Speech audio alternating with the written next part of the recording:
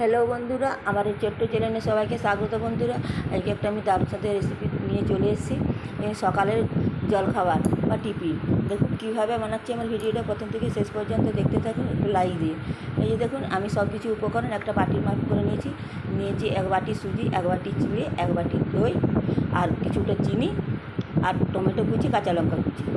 প্রথমে আমি কী করব, এই যে দেখুন একটা বাটি নিয়েছি। বাটির মধ্যে একটা ছাঁকনির উপরে চিড়েটা দিয়ে আমি অল্প অল্প জল দিয়ে চিড়েটা ধুয়ে আমি পরিষ্কার করে নিচ্ছি। এই যে দেখুন, চিড়ে থেকে কত নোংরা ময়লা জল বেরিয়েছে, এইটা আমি ধুয়ে পরিষ্কার করে নিয়েছি। এখন এটা আমি এক সাইডে সরিয়ে দিয়েছি। এখন একটা বড় বাটি নিয়েছি। বড় বাটির মধ্যে এক বাটি প্রথমে দই দিয়ে দিচ্ছি। দইটা ভালো করে ফেটিয়ে নেব। দিয়ে দিচ্ছি এক বাটি সুজি, দিয়ে দিচ্ছি স্বাদ অনুযায়ী লবণ দিয়ে ভালো করে আমি সব উপকরণগুলো মিশিয়ে নিচ্ছি। এই যে আমি লিকুইড দুধ অল্প অল্প দিয়ে এটা আমি মেখে নিচ্ছি। এটা দুধের পরিবর্তে আপনারা একটু জল দিয়েও একটু মেখে নিতে পারেন। এটা এখন আমি রেস্টে রেখে দেবো 5 থেকে 7 মিনিটের জন্য।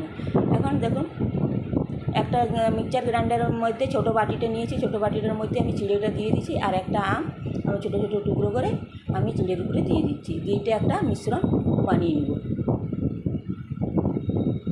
দেখুন বন্ধুরা, এইভাবে পিস পিস করে আমি আমটা দিয়ে দিচ্ছি চিড়ের মধ্যে। দিয়ে এটা একটা আমি মিশ্রণ এই যে বানিয়ে নিয়েছি। দেখুন এইভাবে বানিয়ে নেব মিশ্রণটা। এখন আমি চাপা খুলে দেখছি। দেখুন আমার এই সুজির মিশ্রণটা কতটা ফুলে গেছে, নরম হয়ে গেছে। এখন আমি যে মিক্সচার গ্রাইন্ডারের মধ্যে যে মিশ্রণটা আছে সেটা এখন অ্যাড করে দিচ্ছি। এই দেখুন, এখন একটা আমি চামচের সাহায্যে এটা ভালো করে মেখে নিচ্ছি। আপনারা চাইলে এটা হাত দিয়েও মেখে নিতে পারেন, কিন্তু আমি এটা চামচ দিয়েই মেখে নিচ্ছি।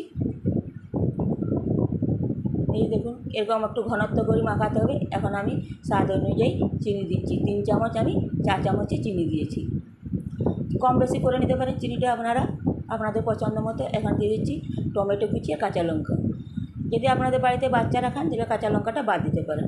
এখন আমি একটা 10 টাকা দামের ইনো প্যাকেট আমি ঢেলে দিচ্ছি মিশ্রণটার উপরে। দিয়ে অল্প একটু দুধ দিয়ে দিচ্ছি। দিলে কী হবে, এই ইনোটা ফুলে উঠবে। এই যে দেখুন, আমি একটু ভালো করে আবার ওই মিশিয়ে নিচ্ছি। এখন মেশানো হয়ে গেছে আমার। এখন একটা বাটির মধ্যে আমি এটা ঢেলে দিচ্ছি। বাটিটাতে হালকা একটু তেল ব্রাশ করে রেখেছিলাম। সব মিশ্রণটা একটা বাটির মধ্যে ঢেলে নিচ্ছি। এই আগে থেকে কড়াইতে স্ট্যান্ড বসিয়ে জল গরম করতে দিয়েছিলাম। এখন এটা দিয়ে আমি চাপা দিয়ে 15 থেকে 20 মিনিট এটা আমি ভাপিয়ে নেবো। এই দেখুন আমার কাঠিটা একদম পরিষ্কার বেরোচ্ছে। এটা এখন হয়ে গেছে। এখন আমি নামিয়ে নিচ্ছি। এই দেখুন বন্ধুরা, এটা আমি ঠান্ডা করতে দিয়ে দিয়েছিলাম এক সাইডে। আমার ঠান্ডা হয়ে গেছে। একটু ছুরির সাহায্যে ছাড়িয়ে নিচ্ছি সাইডগুলো। দিয়ে এটা একটা প্লেটের উপরে দিয়ে এটা আমি ডিমোল করে নিচ্ছি। এই দেখুন বন্ধুরা, কত সুন্দর হয়েছে দেখতে। যতটা সুন্দর, খেতেও কিন্তু অসাধারণ হবে বন্ধুরা। এখানে এটা আমি ছোটো ছোটো টুকরো করে কেটে নিয়েছি ত্রিভুজাকৃতি করে। এটা চৌকো কাটতে পারেন আপনারা।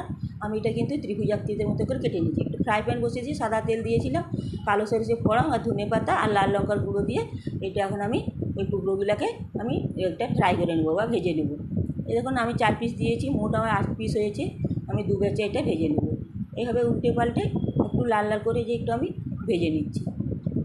এই দেখুন আমার ভাজা হয়ে গেছে। এখন একটা আমি আলাদা পাত্রে এই যে তুলে নেব। এই যে দেখুন, আমি একটু খুন্তির সাহায্যে এই আলাদা পাত্রে তুলে নিয়েছি। এই দেখুন, আমি একটু সাজিয়ে দিয়েছি। দেখুন বন্ধুরা, দেখতে যতটা সুন্দর, খেতেও কিন্তু অসাধারণ বন্ধুরা। এইভাবে সকালে আপনারা বাড়িতে এই টিফিনটা বানিয়ে খেয়ে দেখবেন কেমন লেগেছে। ভালো মন্দ যাই হয়ে থাকুক না, কমেন্ট করে জানাতে ভুলবেন না। আমার এই পর্যন্ত রেসিপিটি যদি আপনাদের ভালো লেগে থাকে বন্ধুরা, অবশ্যই একটা লাইক কমেন্ট শেয়ার করবেন। অনুরোধ রইল আমার চ্যানেলটি সাবস্ক্রাইব করার জন্য। দেখা হচ্ছে আবার একটা নতুন ভিডিও নিয়ে।